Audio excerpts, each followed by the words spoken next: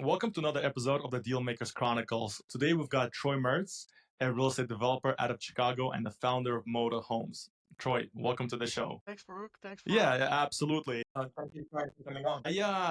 One thing we like to ask the developers that we bring on the show is their origin story. How did you start? What made you want to get into real estate? What made you get into the world of real estate development? I started as a trader at the Chicago Mercantile Exchange, and I was an options trader and a market maker in the S&P 500. I was in many pits, starting in Swiss franc, live cattle, went into the euro dollars, ultimately ended up in the S&P pit, in the S&P options pit, and so I've been following financial markets my entire life. I got into real estate when I first started making money at the Chicago Mercantile Exchange. I said, how do I take this money out, which is very fast? And those are dynamic, fast moving markets. And it was my goal to get the money out of the financial markets and into something slow and steady like real estate. And so I considered real estate slow and steady. And I like to build things. And that's how I kind of started the career in a custom home building market. So today you build not just homes, you build communities. Was that your first vision, or initially you started off building one home or a multifamily? What was your first project like?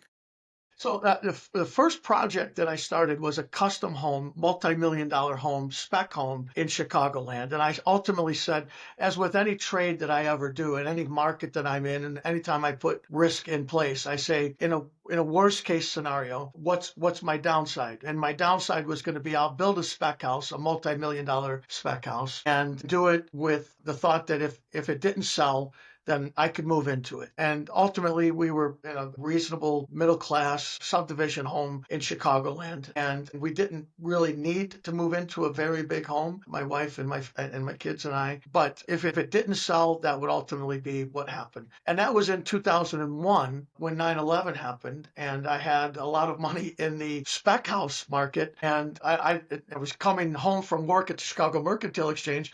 There were no, planes flying in over O'Hare. I thought the world was coming to an end and nothing was ever going to be, financed again. And I said, well, this was a little bit intimidating. I didn't want to have all that money into a spec house and maybe potentially no market for it.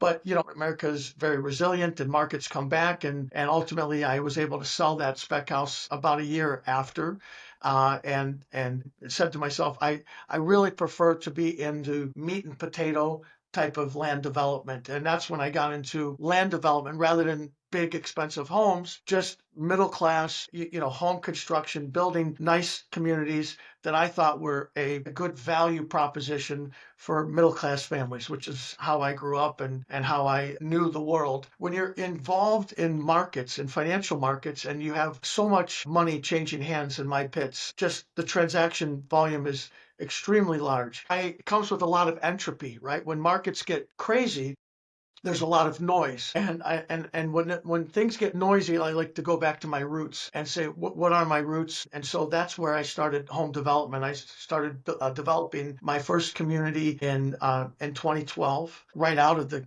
financial crisis, and I saw an opportunity to restructure debt on a property. I don't want to do too much talking. I figured I'd let you guys ask the No, next we love question, it. but And you make the transition between finance and real estate sound so easy, but it is two complete different industries. Even in the way that you underwrite the deal, the way you assess risk, you don't have vendors you deal with in the trading world, delays, DOB. So, how did you look at the spec home and say to yourself, okay, this is a good deal? Like, through which lens did you look at it? Did you do some kind of a napkin underwriting, or how did you even come to a conclusion of, okay, I want to hire this GC? You need the right things in motion. You need the broker to show you the land. You need to get the right GCs, the permitting process. Like, I know you came out of the trading world, but how did you put all that together? It seems like it was easy for you, but I'm sure there was more. It was more than that behind the. experience. You're right. And Farkad knew this when we started underwriting a couple of my transactions. He's one of my commercial bankers and helps me on lending transactions. And we often talked about, as he's talking to the markets about, bringing new capital into a transaction, he's looking and leaning on me as the operator to say, how do I manage risk and how do I talk to the money that's coming in and say, here's how we're covering risks. And one thing that is my specialty, what I enjoy about the markets, is measuring that risk and taking the noise and taking the entropy out of it and reducing it and bringing it into a funnel, right? And bankers really like that very predictable funnel of low noise. You've taken it all out of the equation. And so the handoff is what I specialize in digesting very dynamic market conditions. And that's what risk takers do. And that's where I create my edge, is when others are fearful, I see the opportunity. And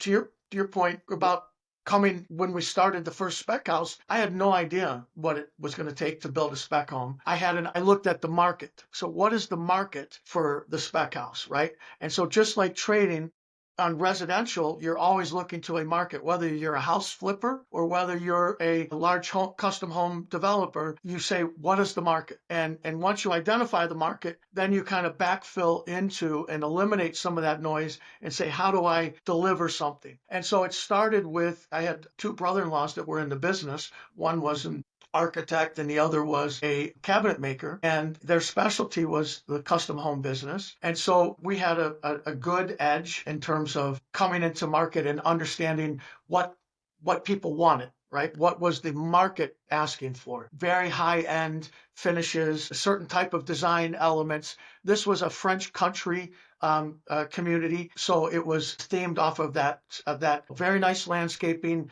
very nice French countryside type of estate homes. And we all ultimately got a nice deal on the lot because of the relationship of my brother-in-laws. And so I said, no, I'm getting an edge on buying the lot, and I wanted the rest of my family to be able to benefit from the money that I was making at the Merc, and try to grow something for the family that way. Did you? And Oh, I'm sorry. so, Continue. go ahead. No, go ahead. That's Do you remember the perfect. numbers behind the transaction? I mean, it's your first one. I assume you remember exactly what you bought it for, how much you put into it, what the after repair value looked like. I just want to get an idea for your risk appetite to see how much cushion of profit did you leave for yourself. I'm curious to see that.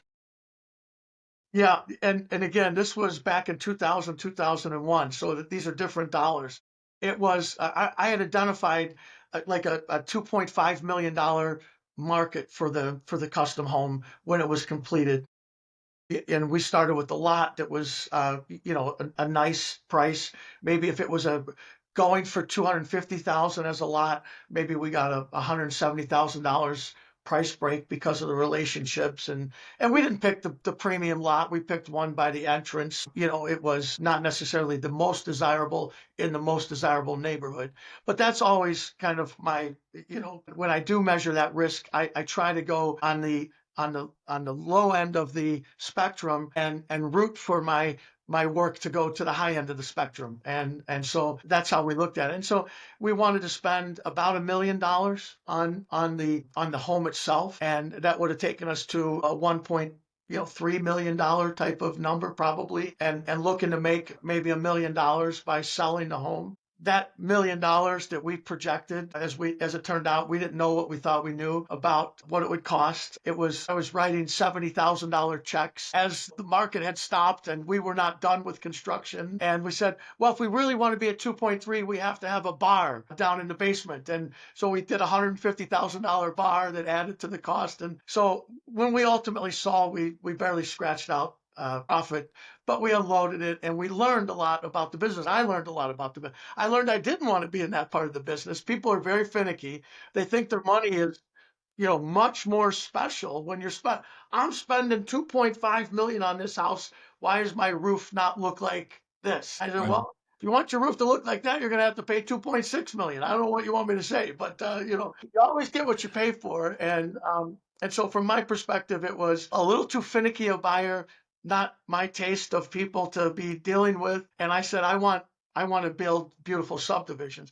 We ultimately started a custom home business, and we built, millions of dollars worth of custom homes throughout Chicagoland as a company. And we ultimately just got out of that as a family business. Some of those things are just never as easy as you would like them to be. And everybody has different expectations. And when you have family and business, it's a very difficult mix and very hard to make happen over the long run. So we just, all decided to go our own ways from that point. So one thing that I caught is, we also have, trading background, and the mind of a trader is you make your money on the buy, right? You make sure that you come in at the right time, at the right bid ask spread, and then you were able to exit safely. So even like you said, you had overruns and you had to add construction costs, you were able to scrape through and still make a few dollars. But the learning experience of that first project is what propelled you to, building more and currently to where you are. It's 100% everything, right? Like if you gain from your mistakes, your failures, your entire career. If you're not learning something along the way and improving your approach, then you're just losing an opportunity. And that's precisely what happened. And I learned that I didn't want to be in that business, that I wanted to do, community development, and that's ultimately, where I transitioned. So tell us how the Moda Homes brand came about. Is that what you started in 2012? Or in 2012, when you transitioned to community, you started with a different brand. Now it kind of transitioned to what it is now. It started as Moda Homes, which was the custom home company. And Moda in Italian translates loosely to the style. And so it was the style. And then ultimately, as everybody kind of went their own ways, I went with the Moda aspect of that. Moda, which is straight up style.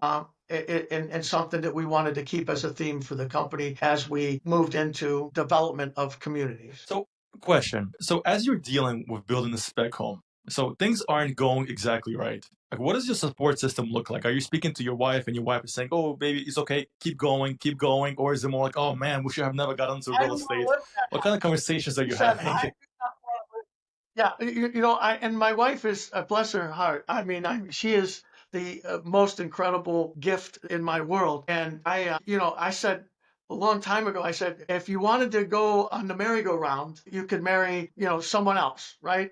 If you want to go on the Giant Eagle, you can take a ride with me. Everybody wants to go on the Giant Eagle. I mean, at least not everybody, but my wife said, I'll go with you on the Giant Eagle. And it is a Giant Eagle. I mean, I've had trading days that just, can destroy your confidence. Ultimately, really come down to, from my perspective, it doesn't mean much because the single most important thing to me in the world is my wife and my family. And having money or not having money, things change and markets change. And there's, when you're focused on what's really important and you have someone who is so supportive of your dreams and your goals and your aspirations, then it's a great chance to, to find your way and work through that part. And the climb is a beautiful thing. I mean, climbing, I'm on the Stairmaster every day for an hour at the gym. It's kind of my thing. If I'm not climbing, I don't feel comfortable, right? And I enjoy the ride down. It's great, but the climb is very important. And so what we're doing now, in growing the company that we've turned into, there's all kinds of challenges. There's no easy button on climbing, right? Like, but getting to that pinnacle and achieving it is a goal that's worthy and it's very fun. It's very interesting the phrase that you chose about climbing, and I keep hearing it from majority of the successful people that we speak to. And we heard Tony Robbins kind of coin it where if you don't grow, you die, right? It it's always you want to grow. So when people ask like, what is your ultimate goal? So it's not really about the goal as long as you're growing from year to year to year, whether it's the more projects you do, the bigger they are, or more territories, or you're expanding to other territories. It's just that growth aspect. It's very unique to the certain people who are actually very successful. And me and my brother, we always talk about it and we notice it in the people that are made names for themselves in whether it's business, lifestyle, personality, whatever the case may be. That unique growth aspect in them is something that's common amongst all of them. That is completely in track with what my life aspiration is. I consider it in markets and companies, right? Markets are either growing or they're dying. And as I transitioned throughout the Chicago Mercantile Exchange, I started in the live cattle pit. I went to the British pound and then over to the Swiss franc when currencies were busy, right? And then I went into euro dollars when the euro dollar market was booming. And then I went into the S&P when the S&P pit was booming. I was always following that growth. I was never afraid to jump on the growth, because if you look at it like an apple on an apple tree, right? It's a lot more fun to watch that apple blossom, grow into the apple, and turn ripe than it is to watch it get overripe and die and fall off the tree, right? It's a journey, and it's a lot more fun for me growing something. And we've now got 31 employees at Moda Homes, and we've been growing for 6 years now. And it's really an amazing journey to continue to grow, and that's what we're always seeking. You and have a striving to great do. mentality, because when something doesn't go your way, there's two things you can do. You can either quit and do something else and make a reason to why you should have been doing something else, and something else is easier, and go ahead and try that. Or you can do what you did, pivot, take a different approach, reconsider, go to the drawing blocks. That's an incredible personality to have, and that's what you need to succeed. Now, is that something you think a person can learn? How do you get to that thought process? Because a lot of people, I would say 8 out of 10 people get scared, they leave, they may be on the right track, right? Before they hit the gold mine, they change, they walk away. Can you learn that kind of a personality trait, or do you think you're just born with that kind of risk appetite and that thought process? I was born this way. At 7 years old, and my grandfather and I would play blackjack at the kitchen table with my grandmother's tip money from the Garden Center restaurant. She'd come home with change. I mean, this is when you'd come home with quarters and dimes and nickels, and you'd divide it up, and we'd play blackjack. I have always been a risk appetite, and not for. I've always really, and that's what my mentality at the Chicago Mercantile Exchange. When I first walked in the door, I saw people fighting over money, right? And I never, I mean, guys were face to face, spitting in each other's face, saying, "That's my trade, that's my trade, that's my trade, sold, sold, sold, buy, buy, buy." And the intensity of fighting for those transactions in the pits in Chicago was, I mean, everything to me. That was me. And it was about taking the opportunity when it was right there. And when you see an opportunity and you seize on that opportunity, that's just something that is in me. That's innate in me. But I don't do it for the accumulation of this. I see this like a similar aspect in Elon Musk, right? Elon Musk has done the same roller coaster in his life, right? Like he's not afraid to lose it all, right? If you're fearful of losing it all, you're just a different person than me. Because the only thing that I fear in life is losing my wife and my family, right? Like that's my grounding, that's my basis, and I know that that's the important thing to me. When it comes to money, I know that money is made and lost all the time in the market. Market dynamics are always changing, and I'm not fearful of it. I embrace it and I go for it. When I see the opportunity, I'm willing to go for it immediately. So one thing that, working with you and, hearing you speak is you're very analytical. You weigh the risk to reward appetite. But one thing that separates you from our other clients that are developers is instead of just building homes that you're looking to sell, you've built a brand, right? So you have a style. Where does the artistic, the right brain side of the equation come in where you're not looking, okay, let me just pump out as many buildings as possible, sell or rent them as at the dollar that I want them, but you have a lifestyle and brand attached to your development, which is most oftentimes is not the case with most developers. Thank you. That's a great that's a great point. And for me, I'm horribly visual. When I get when the civil plans come, the architectural plans come, I don't see it. Like it's very hard. But I know what I want my communities to look like. And going back to my first real estate development opportunity was was was how do I build a community and a community in the mold of a middle class suburban Chicagoland type of setting, but that would be more desirable than the way the typical people go about it. And when I say that, I'm going to say like home builders aren't focused on their brand. When I came into the market, it was down and dirty. It was the housing crisis. It was the great financial crisis. And my first subdivision, uh, there were fire hydrants in the middle of the cornfield. When I bought that community in Gilbert's, it was actually a distressed deal. It had a ton of municipal debt on it. It had a $30 million of infrastructure in the ground, and it stopped.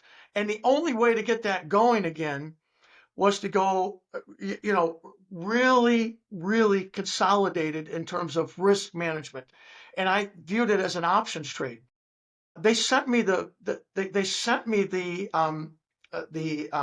documents for the due diligence on this project in 2012. It was the summer of 2012 when I saw the deal. And it was my first large real estate transaction.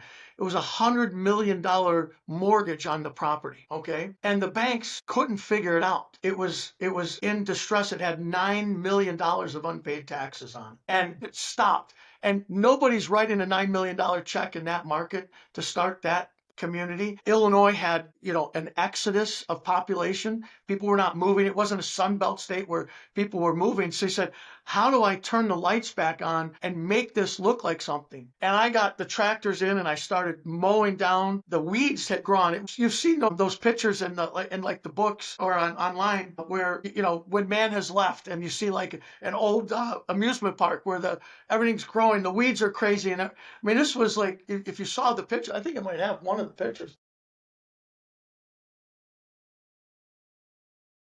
Here's one of the first pictures. Like this wow. was, the weeds. This is the road that was 10 years before. You could see the cracks and everything else. How do I have the vision to turn that into something? Well, I'm a dreamer. Every trade I've ever put on, I dream. I dream about every trade all during the night, right? So I say, how do I, get this thing back up and going? And so I start saying, well, this can do this. So the vision starts to happen when my eyes are right there on it, right? And so we're knocking down the weeds. We're going in and studying and looking at how this can work. And I felt like a guy who had just won the lottery, who had $100 million lottery ticket, right? There was $100 million mortgage on that subdivision that was left for debt and dormant, and the banks couldn't figure it out. And nobody wanted it. And I bought it for a dime, like nothing, like pennies on the dollar. But now I've got to paint my picture as I begin to say to all the home builders how I'm going to make this a great thing. And I'm quite a salesman in that regard. Most of the home builders are talking to, farmers or generational family estates, not sophisticated financial, markets players. And so I was able to identify the market. I said, this is huge. I'm going to get this back to $100 million mortgage. And ultimately, we've done many multiples of that through the company. But the property was the subdivision in 2006. Newman Homes went bankrupt. In 2007, the IndyMac Bank, which was the lead lender to the home builder, started going into distress. And by 2008, FDIC overtook IndyMac Bank. And IndyMac lost the property. It was actually owned by the FDIC for a couple years. And then a gentlemen came together. One of them was the former Treasury Secretary, Steve Mnuchin. He says, I'm going to form this new bank, One West Bank. They ultimately were going to sell the bank. And this property was a negative asset. They had to sell it by year end 2012. And everybody said, well, we got to do this and we got to do that. And all the home builders said we can't do it. All the bankers said we can't do it. And I said, I don't know how you can't do that. Yes, I'll buy it. I'll close by December. And I restructured the bonds and turned the lights back on and built a brand off of one man's puke is another man's pate. Wow, that's an incredible story. And in terms of vision, when you get the due diligence documents for a lot like that, do you get a feasibility study? Does it come before you look into it to have an idea of how many homes I can build, what it can look like, how we're going to run our roads, or are you starting entirely from the scratch? Here are the weeds. there's a cow there mooing, like I need to move it before I get started. Like at what point do you get involved? Like how do you look at it? That's a fantastic question. All the feasibility studies say it doesn't work. That's why I got the deal. I think you like risk a little too much, but it worked out well for you. Bro, hey, that's how you, when everyone else is fearful, you got to be greedy. When everyone else is greedy, it's time to be fearful. And so, this is kind of where we are in the market right now, right? Like I really grew my company, Moda Homes, through the very cheap money, loose liquid markets that were zero SOFR and all kinds of upside opportunity where they were flooding liquidity. Right now, nothing looks like it can work, right? Like, for God, you know that. Every bridge construction lender, everybody says, well, it doesn't pencil. Well, it doesn't pencil. No, but if you have some vision, if you look at things from a different perspective, it's very hard to do that, right? But bridge financing is meant for low entropy. It's meant to happen when you go from a 7 yield on cost into a 5% HUD loan, and you make a couple points and everybody gets to make money, right? Well, that system is broken right now. That's just not in the market today. And so you have to look for and identify certain new parameters. And so that's what we're doing at Moda Homes right now. That's one of the most incredible opportunities that we've brought to the table, how we've redefined the industry. We've just introduced this spring a method called rent with the option to buy and a buy now button. So we do rentals, we do rent with the option to buy, and we do the buy now button. And we do that because we know housing is a very, very emotional metric right now. Even Rocket Mortgage, if you looked at their Super Bowl commercial, okay, big audience, right? It's an amazing commercial. I encourage everyone to go look at the Rocket Mortgage Super Bowl commercial. I got goosebumps watching that commercial because it was so aspirational. And if you noticed, they're not called Rocket Mortgage anymore. They're just called Rocket. Okay? Now, that subtle change is all about the psychology that they know is happening with their customer. People are fearful. Okay? They are scared to death about home ownership, a new mortgage.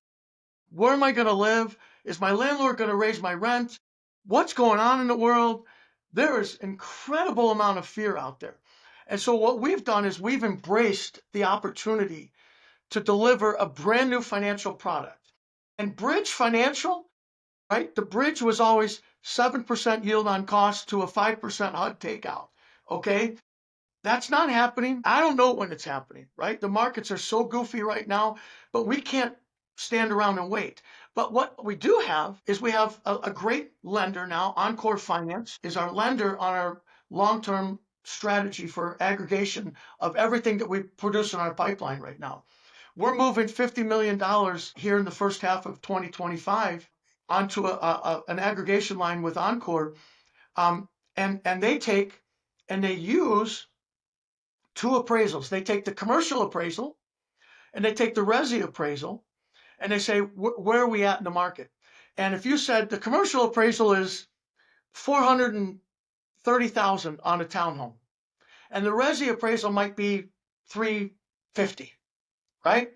And the commercial appraisal is based on a cap rate that everybody knows is not there from a liquidity standpoint. If there was true liquidity in the market, sure, it'll trade at 430. It could trade for 500,000, but there's no liquidity in the market. And the resi appraisal is coming in because people are saying, well, I'm willing to buy and here's where I can get.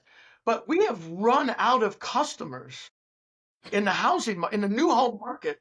We've run out of customers' ability to pay for what we need to pay our lenders, right? The whole market has. And it's not just Moda Homes, it's the entire industry. If you look at Lennar, they're now offering in our market a 12 to 15 point buy down on a home, okay, for a rate lock. My daughter just recently bought a home from Lennar. I said, I don't know how you can buy anywhere else, but I mean, look at this. It was in November, she bought a home 1.75, 2.75, 3.75, 4.75 lock mortgage that she moved into in November. And her mortgage, she was renting on one of my properties before, and now her mortgage is less than her rent on my rental townhome. She moved into a 4-bedroom home. But the dichotomy is that I have one daughter living in the suburban Chicagoland at the same price with a 4-bedroom, 2-car garage home, single family home, and another daughter who's living in the city paying for 1 bedroom what the other daughter's paying for the 4-bedroom home, right? Now, that party is over. I truly believe that you're going to see a relative value moving to BTR, SFR, single family rentals out of the very expensive, very small, but very fun places to live. Now, we don't have the restaurants and bars in suburban Chicagoland that downtown Chicago has, but we have a great place to raise a family where you're going to put someone to live in a school. And so that vision of household formation and finding relative value is something that Moda Homes is now delivering to those customers who say, okay, well, I've always rented. I'm really afraid to get a mortgage. I don't know if housing market's going to collapse. Half the population that's in the housing market right now saw their parents' homes collapse in value when they were teenagers. And the parents were sitting around the kitchen table struggling. And they said, I'm never going to own a home. Look at the stress my parents are going through, right? But living apartments in downtown Chicago is not a forever thing. It's a moment in time, and it's very fun for the selfie that you can take and show all the fun you're having. But the realistic nature of the market that we're in is the meat and potatoes that Moda Homes is delivering with a little bit of style, a little bit of understanding of having flexibility. You can rent with the option to buy, and you can buy now. Yes. Yeah, it's something that I can actually relate to is I have a wife and 3 kids, and I used to live in, New York City. Now I live in Miami, but still in Brickell, which is like a downtown Miami. But now, like you said, the realistic expectations of what a family needs are hitting. My kids are getting a little bit bigger. You're Need a bigger. remembering, right? You're remembering where you grew up, what it was like, how fun it was. It was a good time. It wasn't so bad. Yes, all my friends are there in Brickell, and those restaurants are amazing. I've been to all of them. I mean, it's a great place to hang out, and it's the greatest party of all time. But is it long term in your family's future, right? And there is enough people transitioning and beginning to feel that movement and coming into our markets. As I'm hearing you speak, I believe there's two traits a developer needs outside of being smart, intelligent, and so forth. A developer must have a vision and optimism. Optimism for when they do bring the product to market in 2, 3, 4 years, the world is not coming to an end. So in our world, you need to buy right. You need to make sure your hard costs are in order, your timelines are in order, and you sell for the price that you like, or you rent it out for the price you like. But there's always this unforeseen factors. Call it COVID. Call it you underwriting your bridge loan to be $20 million. And okay, you say to yourself, like you said, I can do a hot takeout at 22. I'll take a little cash out. I'll cash flow. But there are times where the rates double and you can't cash out. And so there's always these X factors, regardless of how well you prepare. There's this identifiable X factor. How do you look at that? When you go into a project, are you concerned, okay, we underwrite it to the best of our ability, but do you think about the possibility of something going extremely wrong and think of ways to prevent it from really breaking you? Expect the unexpected. Expect higher entropy. Nothing ever goes as exactly as planned, but my ability to adapt to changing market conditions that's been my career. And I adapt and move quickly, recognize the trends, see the opportunity, and move on it and act quickly. If you're that slow moving boat, you're going to be the Titanic. If you're the PT boat and you're nimble and you're moving and you've got the ability to adapt, that is the key factor when that happens. It doesn't always happen. Sometimes things work exactly as predicted, but for the most part, they don't. And being willing to take that risk, identify it, and put it to work is something that is very helpful. In your journey with Moto Home, was there a particular time that really tested you, and how did you push through that time? Yeah, transitory inflation, transitory. I am so frustrated by the people that think they know what they think they know. And I really see that. And I actually think we're in a deflationary environment right now. I know we are. I see it in Japan. I see crude was down 10% in 2 days. We're trading, you know, 70 was the recent high. We're at 57, right? Inflation is not out there. Majority of US inflation is right now in housing because the Federal Reserve has rates way too high. Okay, way too high. 40% of CPI is housing. Okay, and developers, builders cannot bring anything to market. Okay, that works for bankers right now. Okay, just doesn't, right? And so unless you fix the bridge, the construction bridge, you have got to get to an exit strategy where my customers are paying about, in suburban Chicagoland, about $3,000 a month is what they like to pay on their housing. When we get below 2,500, we get a lot of customers. We have customers that rent $4,500 homes from us. Okay, so don't get me wrong, but the audience is much less at 4,500 per month than it is at $2,500 per month, right?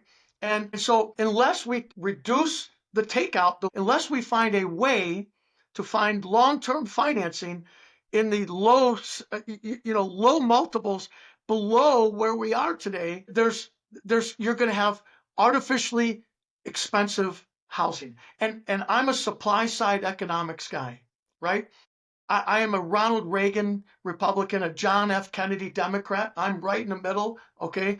There's plenty of politicians I don't like on both sides. Okay. But one thing growing up in the 80s, I saw work really well was supply side economics. And if you want to fix housing, you have got to bring down the cost of capital. And it's stretching your your population, your voters, right? Everybody out there, because, and I'll just tell you how we're fixing it, how we're addressing it. Lennar has addressed it with the 12-point buy down, right? As an example. Other builders do, 5 to 7. Lennar gets even more aggressive than that. So on a $400,000 home, okay, Lennar is paying $60,000, $50,000 to the financial markets to deliver that $4,000 home. That comes right off of the number. But I look at it like a building permit fee, right? So it's no different. What do I get out of a building permit fee? Nothing, right? Who do I prefer to pay? I like to pay my carpentry contractors, my concrete labor. I like to pay the people that actually build what happens, right? But we have so much regulation on the land development. We have so much artificial inflated cost on the financing side. And the actual cost to build a home is right here with the lumber and the labor. The hard-working people that build our homes are the least appreciated in that factor. We have government regulations on the permit side. We have government overreach on cost of capital, and we have a band that actually builds something that's right here. So what have we done? We take a 12-month lease, and we're giving 2 months right now as incentive. Move in, you get 2 months free. Okay, if you want to just rent a home from us, you could still take your vacation on Brickell in May, okay, and take a selfie and take those, because what if you get 2 months free? If you move from place, there's a lot of people that move every year just to get 2 months free, right? Okay, time to go get my 2 months free. Let's go pack up. Let's move into this place and let's get 2 months free rent. And I got no money. So on our average home at 3,000, that's 6,000. And they take that 6,000 bucks and they blow it on a trip. Okay, and they take a selfie and they say, "Look at how great I'm doing." Okay, and what we're saying is, instead, if you take that, Moda Homes will take that 6,000 bucks, and we'll give you a deposit on an option to purchase our home. Okay, so now you've locked in the price for 12 months, and we're going to say, so take that the first 2 months, and we've negotiated this with our lender, right? Our lender says, we're fine. You're renting these homes, and you're giving everybody 2 months subsidy. Okay. But now that 2 month subsidy, instead of them putting it in their pocket and spending on a commercial on a vacation, they're putting it in a deposit to pay me, call it $429,000 for a townhome. Okay. And now they've locked in their price for 12 months.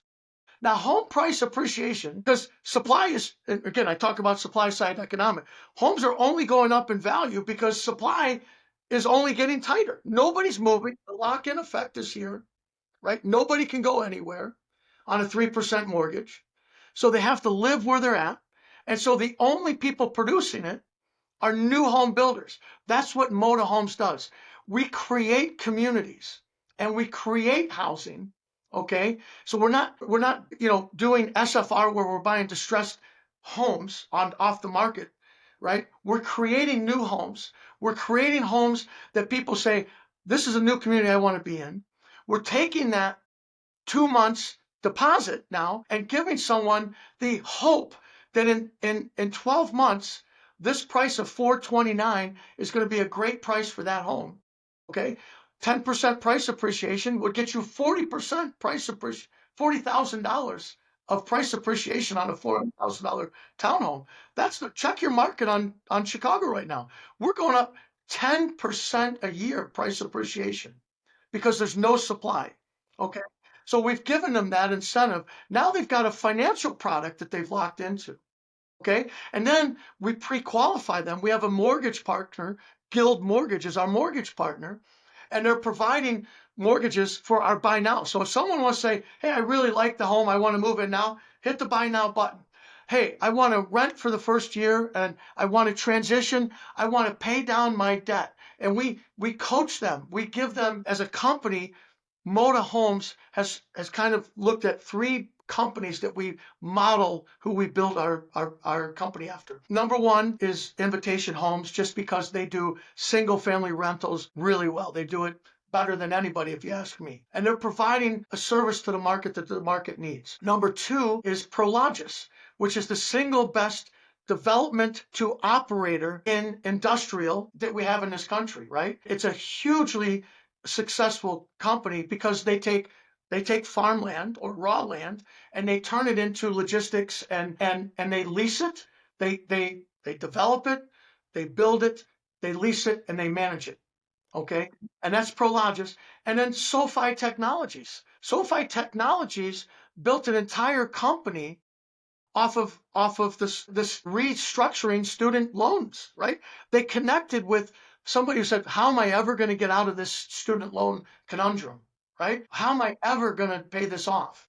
Okay. And they engaged and they gave solutions. Well, what does Moto Homes do? We give you a solution. We give you a path to home ownership. And guess what? If you buy a home, over time, you might build up equity in that home to pay off your student debt. And the minute you buy a home, your rent never goes up. Okay. And that's the American dream, home ownership. It still is. And that's a very refreshing point that you bring, right? A lot of times developers get this bad stigma, they're in it for the money, but that's not the case, right? And then like you talk about the political climate, how developers have been painted, but here you are as a developer providing solutions to people to buy. And the other point that you made that I want to kind of stress is that everybody thinks that if you lower rates, you're gonna increase the price of the current homes because there's gonna be more people demanding it. But you brought up a point that on the other side, when rates are lower, it's cheaper for developers to develop, and the supply side economics provides more housing. And the more housing you have, the cheaper the prices for that housing. And I can't stress that point enough. We can't look. It's too early to loosen rates. Should be coming down. They should be coming down dramatically. If CPI was not part of, look at what is the rate of inflation in China right now? It's negative. It's deflationary pricing happening all over the globe. The only place you see inflation is in this country, and it's because it's self-inflicted pain. Supply the market, and you'll change the dynamic. Go ahead for that. And it's very surprising that you bring this up from developer standpoint, and obviously you have the financial background to understand how the markets move and what actually moves them. But I have not heard this on CNBC, MSNBC, any of these news channels actually explaining how to bring down prices and how lowering the rates will do that? It would happen immediately. Immediately. They could provide liquidity and calm. Everybody is nervous beyond belief. You take the housing crisis and now you throw the tariff crisis. It's all self-inflicted, right? And it's just not necessary. Certainly, the government was spending too much. We were austerity. Going down the path of austerity and getting control of our debt and deficits is a really important thing because that is not sustainable, right?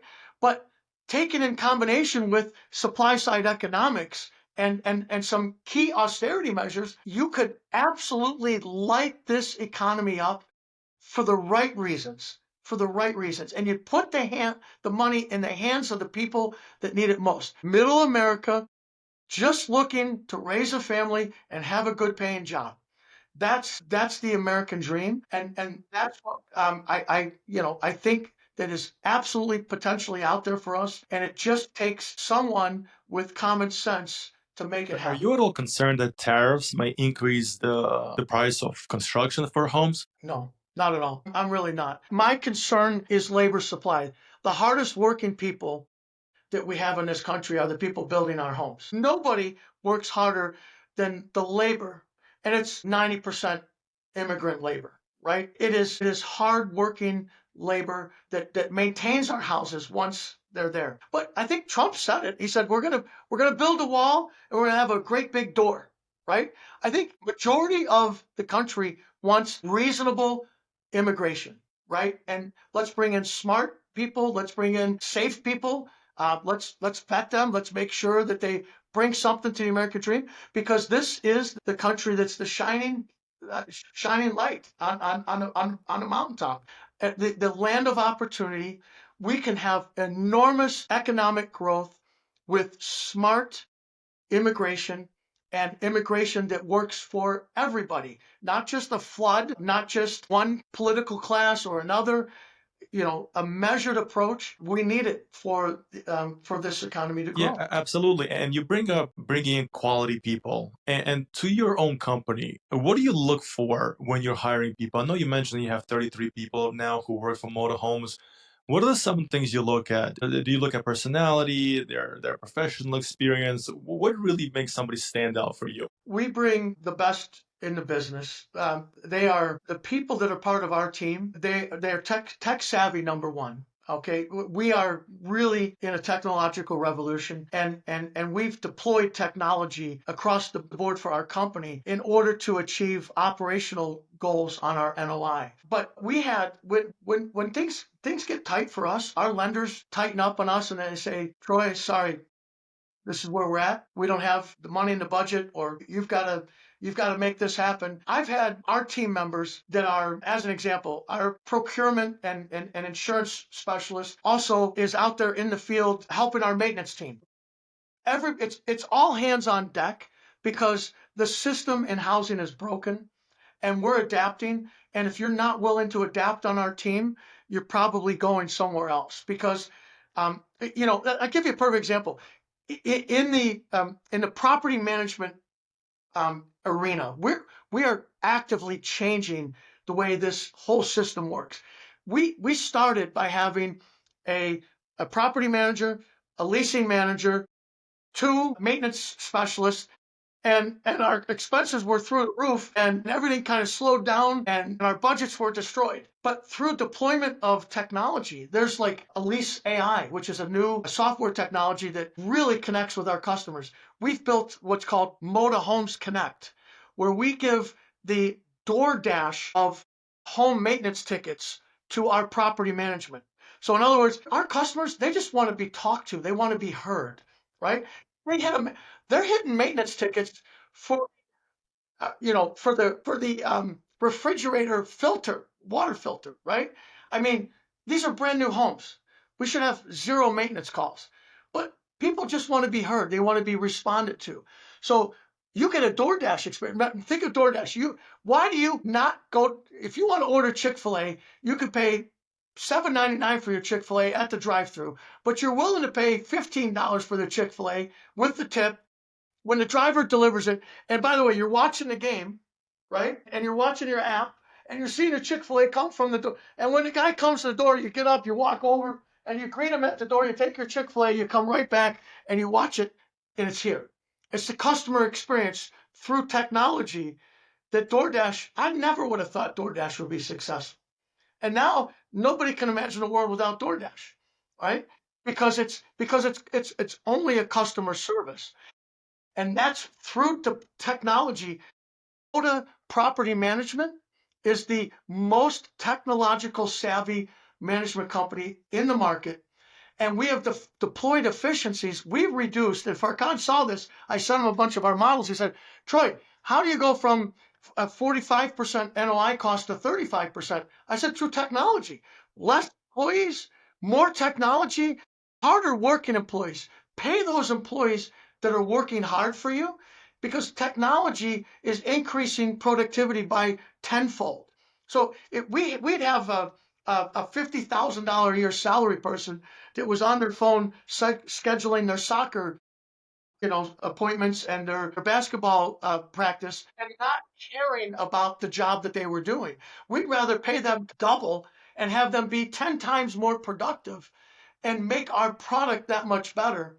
And so we've really revolutionized property management. We've built in this hub and spoke system, and all of our diverse properties, we can get to those locations and respond to our customers much quickly and more efficiently than anybody else in At the this point, market. it seems like you really know what you're doing when it comes to property management. Are you managing only your properties, or are you managing other developers' properties as well? Are you looking to expand the market if you aren't currently? To date, we're only managing our properties. We know what we do best. It's a very engaging experience for us, for our team members, with our customers and our customer experience.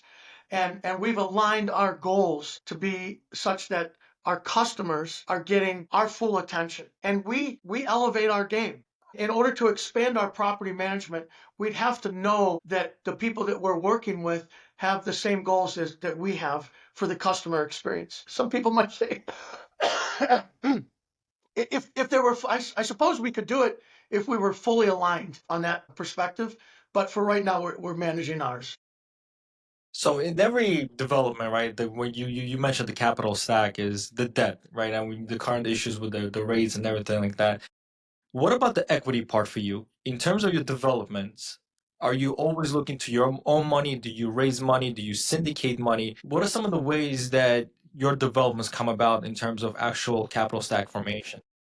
It's been 100% organic. I am 100% owner of Moda Homes. I use my biggest lending partner, who I was very fortunate to come in contact with about a year ago, is TPG Angelo Gordon. And they've been an incredible partner to me and given me all of the credit that I need to make the business work. We haven't had to bring in equity. $486 million of a balance sheet that we now have at Moda Homes.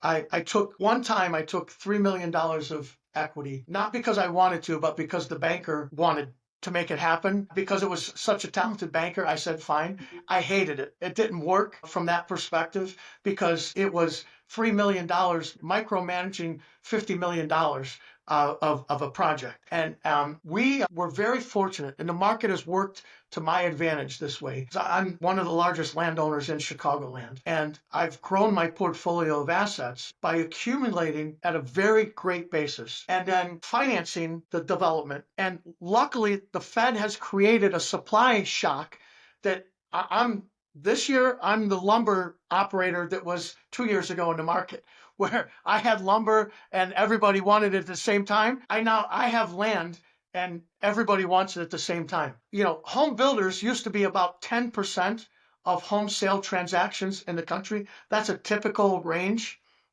Historically, if you look at it, home builders are now 30% of the market and they're growing. If rates don't come down, it's only going to get magnified more. And so if builders are the only ones bringing supply to the market, right, then my largest asset is only going up in value. And what we've done is essentially create an organic equity machine.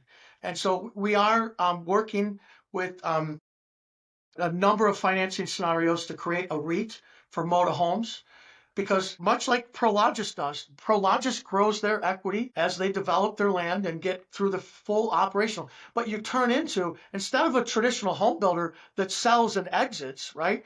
We have long-term income producing properties and management fees that go all along the spectrum.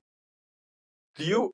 How much would you say? What is the total sum that you have developed from when you first started to Moda Homes to now? I know you mentioned I think it was around 400 million. Is that the total amount you developed, or there's more than that? Yeah, I've developed more than that, but my current balance sheet for Moda Homes has $486 million of assets. We have, as I said, Angelo Gordon is the majority of that. I do have HUD debt. I have debt with other lenders. We're doing a large transaction with Encore Finance. There are a number of financing activities that we're currently working on that are very helpful to the growth of the company and serve to essentially build the REIT. In order to take it next level, we're talking about, and we have been working with a couple of key players in the marketplace. Raymond James, PIMCO are two firms that we're working with now currently on growing, because the balance sheet can only grow so fast. The opportunity is right now. I have my national home builders are pulling me into markets outside of Chicagoland. They're saying, come do this here, make this happen here. So we're going into Nashville, we're going into Texas, we're going into Florida, and I've identified Columbus as a market I'd really like to be in. And working with our home building partners, when I do land development, I sell to them on forward contracts. Recently sold, I've sold to Lennar, I've sold to D.R. Horton, I sell to NVR Ryan Homes. And so through those forward land sale contracts, I take the money that I make on those transactions and reinvest them into the property and then go vertical on build to rents. If I do 1,000 home subdivision, I might do 250 BTR units and 750 as for sale, and use that contract with Lennar or with NVR and boost the absorption rates. Because what's happened in the market, it's really become segmented, right? There is the millennial crew, right? We started Moda Homes. It was originally formed as Moda Millennial Homes, because we identified that young people living in apartments in the city were eventually going to have to transition back into household formation, living in the suburbs, remembering where they grew up and remembering what it was like to experience the suburbs. And then we take that Moda Millennial and then you have that market segment that the home builders are really doing well with, which is the Gen X and the boomers. And so from my perspective, I'm 54 years old and I've always only known owning a home. I would never rent a home in my life. The only rental I do is when I go to a hotel. I don't buy homes in other markets. I just rent a nice hotel and someplace I someday like to live. But I would never pay rent on a home, right? I just don't. I don't see the virtue in it. And you can't, nobody can make the argument. You see a lot of this on the internet. It's really smart to rent and invest your money somewhere else. That's a completely false flag. That is illogical. That has no basis in fundamental market dynamics. It has no basis in how you would look at a risk trade that you'd ever put on in your portfolio, right? No stock market is ever going to go up. No bond market is ever going to go up. No housing market is ever going to go up. You're always going to have to live somewhere. And if you look, go to Greece, go to Italy. Where's the generational wealth? It's because someone passes a family home on to the next generation, okay? That accumulation of wealth is long-term through any market cycle. Okay. Right. But however, renting can be important for many people at any moment in time. MetLife says that 40% of the single family homes by 2030 are going to be in rental, right? They're going to be owned by an institution, Right. not by a homeowner. And so you take that 40% mark in 5 years from now, right? And you say, well, right now it's about 3% of the overall market.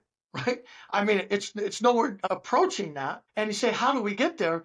It's because the psychology has dramatically changed. And it came out of the great financial crisis. That type of stigma, that type of fear in the market, it's not like that doesn't go away. You can't coach it. You can't convince somebody otherwise. You can only let them see for themselves over the long run. So you say, okay, who's in my market buying now? So my generation, we're good. We're getting that lift on our houses. We're saying, where am I going to go? I'll get that move up. And so the home builders get that market segment, right? I'm going to call it 35 to 55. And it's even pushing up a little bit higher. And then you got the boomers who say, you know what? I've had a nice run. I'm ready to sell this 4-bedroom home. You know, we all have these homes as we become empty nesters. There's 3 bedrooms nobody's living in. What am I doing with these 3 bedrooms?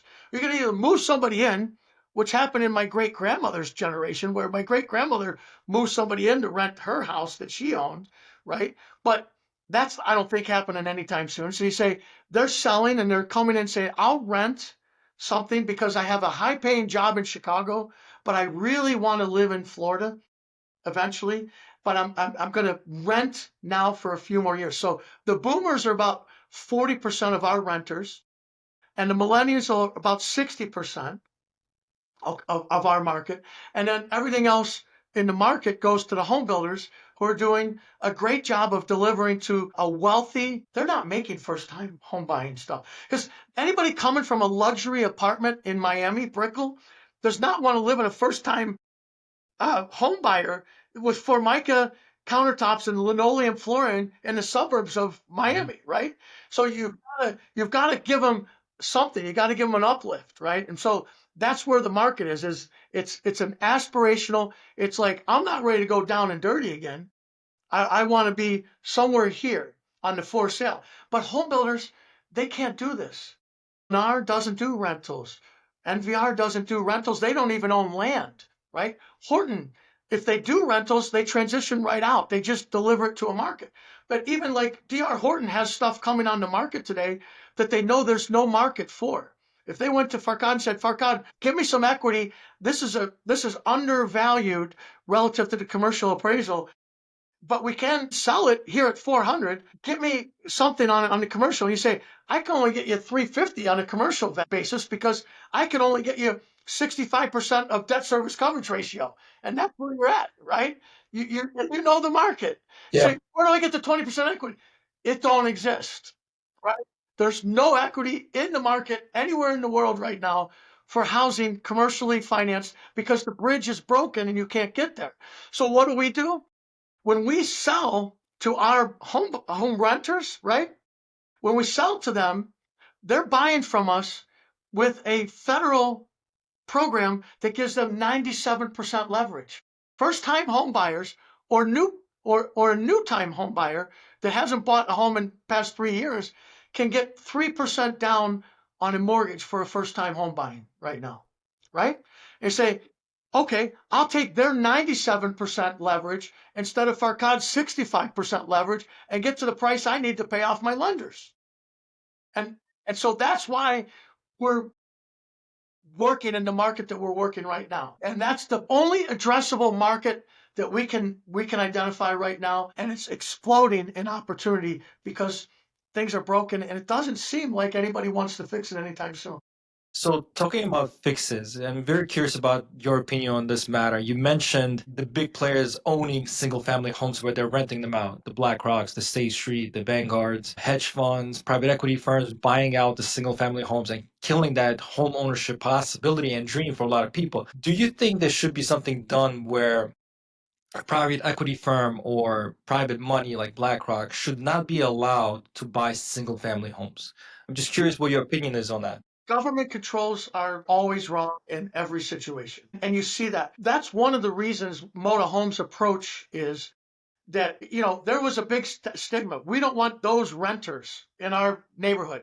Well, those renters are our kids now, right? So the renters aren't bringing down the neighborhoods. They're creating dynamic new neighborhoods. But Moda Homes, we create our neighborhoods, right? So we're not taking something from anybody else. We're creating new homes. But the argument against institutional ownership of those assets is another rabbit hole that you do not want to go down, okay? Because the market dictates that they want to rent. They don't want to be homeowners. They're fearful. And that psychology isn't changing. Okay. And so by eliminating, Invitation Homes or Blackstone or, any of the players in the market of aggregating single family rentals, you're eliminating a housing choice in a housing crisis. How could that be a solution to anything? It's just not, right? So government mandates, government controls are exactly why we're in this. Free markets for free people is the way markets work. Capitalism works. We are a capitalist economy, not a command economy. And that's one of the big problems that we've been facing. This command economy has got us into a generation of renters, right? When the Federal Reserve and the government had to bail out every bank and every lending institution in the country because of mortgage-backed securities, we had no choice but to become a nation of renters rather than a nation of homeowners, because the courts were stuffed with, families getting thrown out of their homes for no reason, Right. right? Because everything was broken. And so that's really why policymakers want renters rather than owners. They want a command economy, and they say, we're going to give you your monthly rent, and here's what you're going to get. And they're beautiful homes. But one of those problems that you see in government control, look at perfect New York Community Bank, And we flagship dealt with value, them on right? numerous occasions. Another one of my great investment ideas, right? Much like Credit Suisse. I said, Credit Suisse is not going down. You got to buy Credit Suisse. This bank is not going under. Sure enough, that bank went under. Just when you think the impossible is not going to happen, it happens. Why is New York Community Bank in so much trouble? Rent control, New York housing is the most significant part of their balance sheet on this asset, on this Almost all of it is rent stabilized. 80%? Is it more than 80%? And I think it's even more. I'll tell you this. Sorry to interrupt you. There were times we brought them deals in New York that were free market. They would literally tell us we're only looking at rent stabilized, and we would ask ourselves, why in the hell would you look at rent stabilized as your only asset that you lend on? 100% agree. And so here's the problem, right?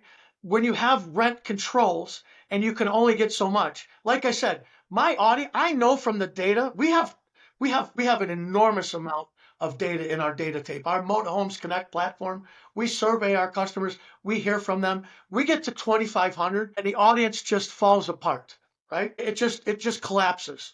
Okay. So if that's the case, it's not rent control, it's just the nature of our total economy, right? It says our total economy, wages can't go up that fast to get where bankers need it to be to make more housing.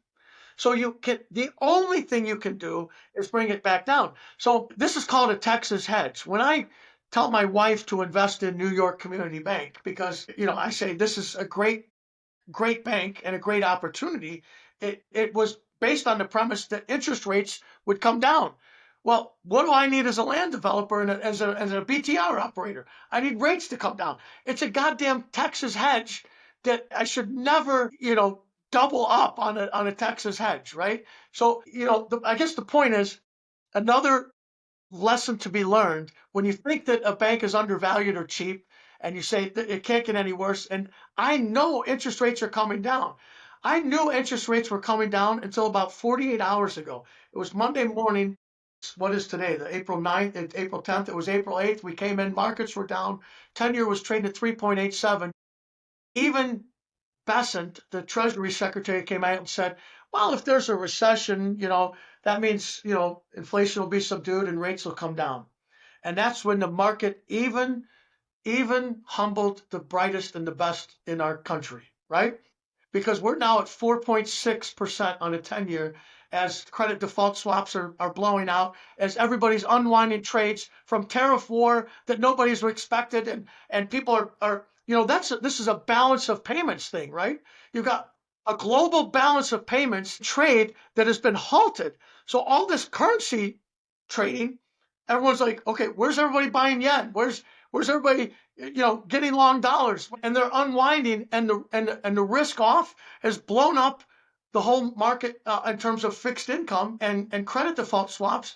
that is going to have consequences. And in a couple of weeks from now, you'll hear about the players that have been blown out on trades that were too risky. It'll be like long-term capital management that was in 1998 was from the brightest and the best. Remember, Scholes was, Black Scholes option pricing was one of the guys that led long-term capital.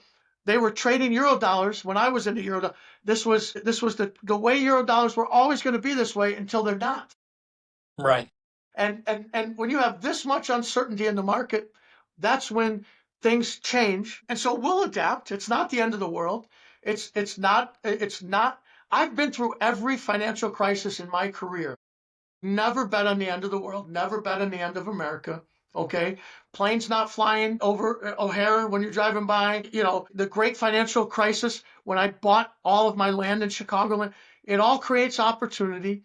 It will never be the end of civilization, the end of America. This too shall pass. This uncertainty shall pass. Level heads will prevail and markets will adjust, and we will get back on a more sustainable path towards supply side economics. And that's where I see the markets Yeah, ultimately. it's that optimism. Like you can't be a developer and not have like a big sense of optimism. Otherwise, it's nearly impossible to underwrite a deal because you are bringing the product in the future to market. When you underwrite deals, is there a specific return metric you look at? Is it a yield on cost? Is it an IRR? What is it? Mine's a lot. Mine goes beyond any bankers. I got a 25% IRR for you. No thanks. Mine are 250% IRRs. I look for an enormous edge and very low downside, Hmm. right? And that's where one of the best books I read ever was about Goldman Sachs. Goldman Sachs traders, some of the best in the world. And when they would put on a trade at Goldman Sachs, they would put on that trade not by measuring what they were going to make. They'd measure what they were going to lose. If I'm wrong, where am I wrong? And the order of magnitude on the upside has to be enormous. Okay. And so it's a very low risk, high reward opportunity that makes it come into. Go ahead, Farooq. Now you mentioned a whole bunch of projects you're working on that you've did. Do you have a favorite one? And I know this gets challenging. It's like asking a parent which one of your kids is your favorite. Do you have a project that you did that just resonates with you differently, more than others? Excuse me. I live very close to my conservancy development, which is in Gilbert's, Illinois. So it's always close to home because it's right in my backyard. But I am very prideful about the impression that I want to leave my mark as someone who's brought something to the community, enhanced the community. And so everything that we do is kind of flagship from that standpoint. We just want to be uplifting to the community as we come in. That's a very interesting answer where you don't have a favorite and you stick true to your nature. So pretty much all your projects are at your core what you believe you want to build. In 10 years, where do you see Moto Homes? Where do you see yourself? What's the growth from here? What is your vision beyond Gilbert's and finishing this project?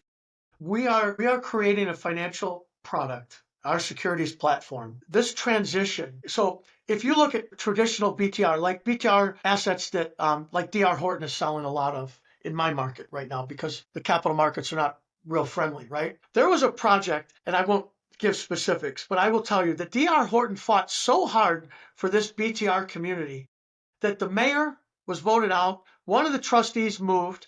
Another trustee had to get a bodyguard as people were coming after them to get this thing approved. Okay. This was 18 months ago. Okay. Now, DR Horton worked so hard to make this project a reality. Okay. And went through all of that political capital to get there. And 18 months later, they said, well, we got it. And we're right here at CO and we need to sell it. And we need to sell it because the capital markets say we can't finance it. Okay. And this is a beautiful product in a great neighborhood. Okay. And what's happened is it's essentially a detached townhome product. Very small yard.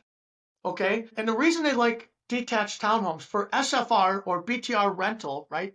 The capital markets say it's much more efficient because if I have a townhome, I need about a $200 a month HOA fee.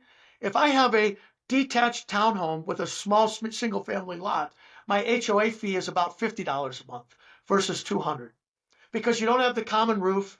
You're not doing adjustments for insurance of a common roof, common siding, all of those property management and everything else. It's more individually owned. Now you've got this neighborhood that's a bunch of very small homes. I say very small. It's right sized to the market, right? Like my in-laws lived in a 1,300 square foot split level home in suburban Chicagoland and did very good with their investment. They made 10 times their money in their lifetimes, okay, on the house that they bought. And it was a reasonable home, and they had 3 kids, and it was 5 people growing up in a 1,300 square foot home. And they felt like they had all the room they would ever need, okay? So my generation was the 80s generation of greed. Big homes, big lifestyle, boats. I need a boat and a 3-car garage and fill it up with everything. And so I see the market coming back to that more like, hey, you know what?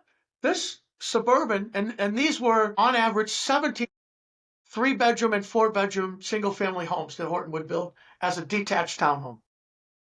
Okay. And if you went to a more traditional suburban 4-bedroom home, would be like 2,300 square foot on average and a much bigger yard, right?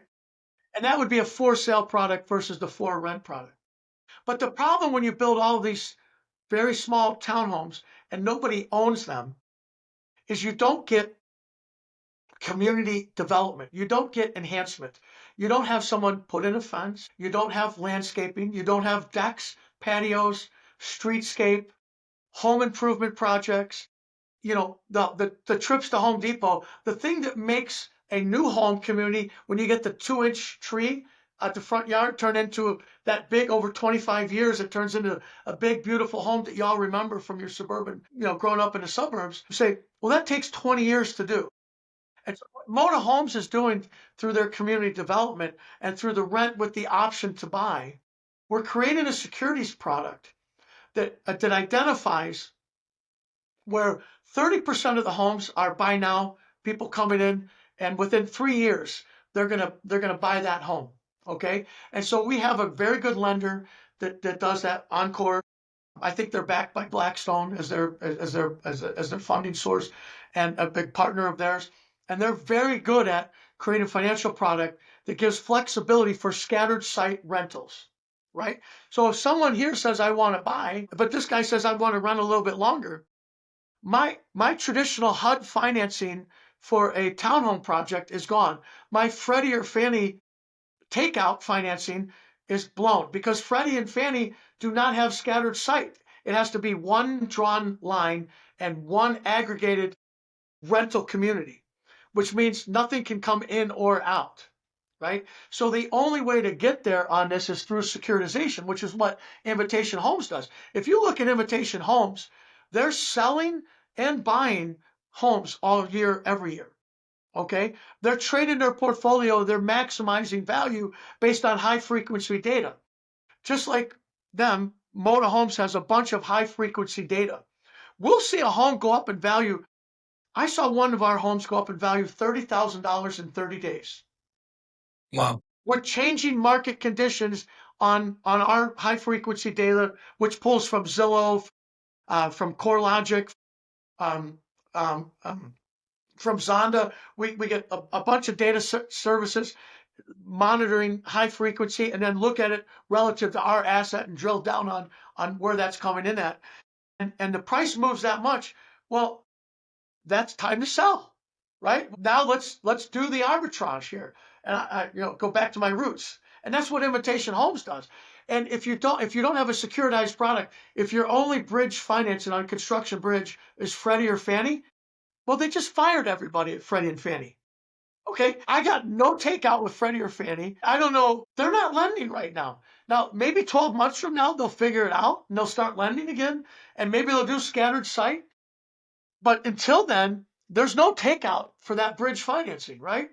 So the only thing we can do is create the securities product. So the first 3 years, anybody can buy or sell what they want. Then in years 3 through, call it 14, which is the best lift in the market. If 30% of our people buy out of 1,000, right? The next 7 years, we're going to have lift from those 30% that start investing in their backyards, in their landscaping, in what's going on around them. And things start to grow, right? And so now you create a financial product that gets lift, okay? And that lift is a rising tides that lifts all boats, right? So they're making investments. I'm just plugging away and doing my rental. I've securitized it, and now I can start pulling assets out and selling certain assets, another 30% Right. would be our target. And that's essentially selling 30% there. And then the last 40% we hold until year 14 when the security terms out. When the security terms out, okay, we sell everything and take it to market. It's gone. Whether it's to our customers or to the market, whatever's there. That's the journey. That's a 14-year journey for a Moda Homes BTR community, because it's not scattered site. It's aggregated. It's cohesive. It starts organic and it grows into something over time. And the security just keeps paying and paying. Raymond James is proposing a product to us where they can give us a 5% securitization and a 50-50 split to their investors as an equity participation in those assets. They did it for American Homes for Rent when they did their IPO. I think it was in 2014. That's exactly how they structured the American Home for Rent portfolio. They knew there'd be lift. They didn't want to leave it on the table. They went with a low threshold on the security, 5%, knowing that you would get that aspirational lift on that asset. And Moda would be happy to split that lift 50-50. If we could take a $482 million and turn it into a $5 billion company, I would fully expect we'll be a $5 billion company in 36 months. That's my journey for our company right now. We have that much deal flow coming. We have a pipeline that can fill it up. And we have, builders and markets that want us to be as an operator that we're happy to work with. That's absolutely amazing. And that's a very unique approach and a very refreshing approach that you're telling us. I know we took a lot of your time today. It's a business day and I'm sure you have a lot of things, but I want to thank you for being on our podcast. And there's a lot more things we could have gotten into. And thank you for everything you disclosed and let the world know about Motor Homes as well. Yeah. Thank you for coming Thank on, you, Troy. Troy. Appreciate it so much, gentlemen. Really had a great time.